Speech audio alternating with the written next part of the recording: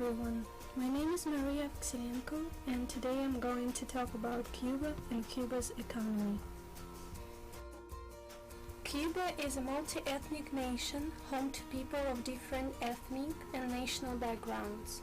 Cuba's population of 11.2 million, 76% of the people live in the urban areas.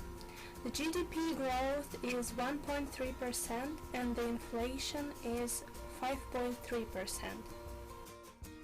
Cuba's economy remains repressed by the systemic inefficiency and institutional shortcomings of a communist regime. Dominated by state-owned companies connected to the military and political elite, the economy continues to suffer from a lack of dynamism aggravated by cronyism, corruption, and bureaucracy. The Economic Freedom Snapshot says that for 2016, Cuba's economic freedom score is 29.8 and economic freedom status continues to be repressed. The concerns are rule of law, labor freedom, and financial freedom. Fidel Castro's 84-year-old brother Raúl Castro leads both the government and the Cuban Communist Party.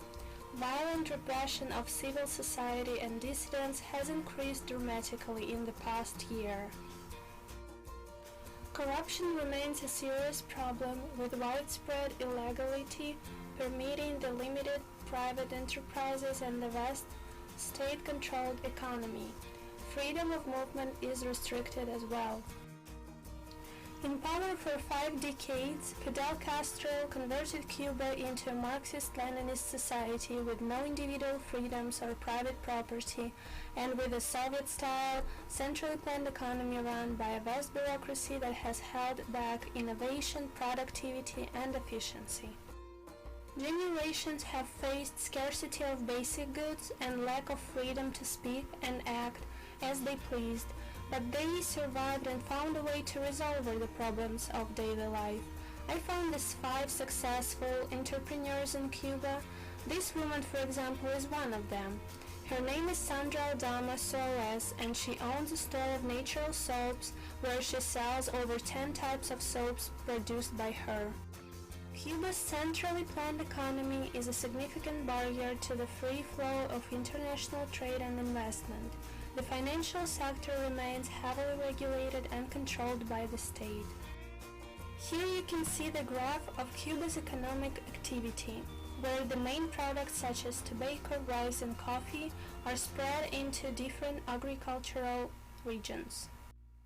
Through the exchange of sugar and tobacco, cultural exchange flowed both east and west across the globe. I want to show you the real photos, which will reflect how little Cuba's struggling economy has changed in a half-century. Cars are parked along a narrow street as pedestrians walk in the shade in Havana. At the time, the cars were considered new models. Now the same cars are still being driven.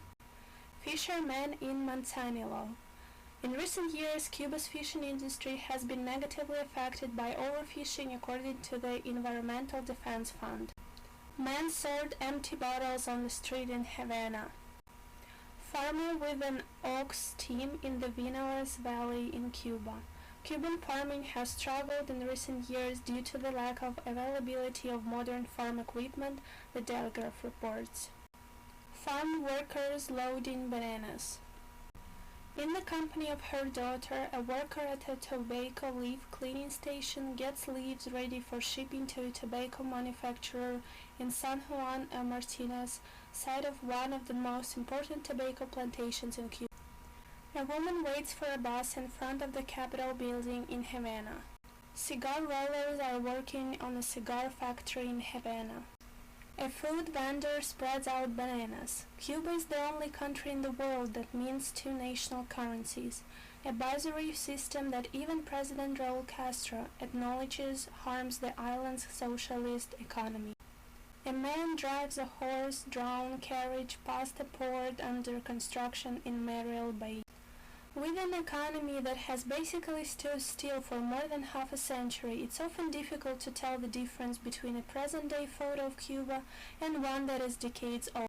The infrastructure of the capital city of Havana is underdeveloped. Cubans still primarily work traditional jobs such as farming and fishing. To sustain its economy, Cuba has had to rely on dwindling subsidies from benefactors such as Russia and Venezuela.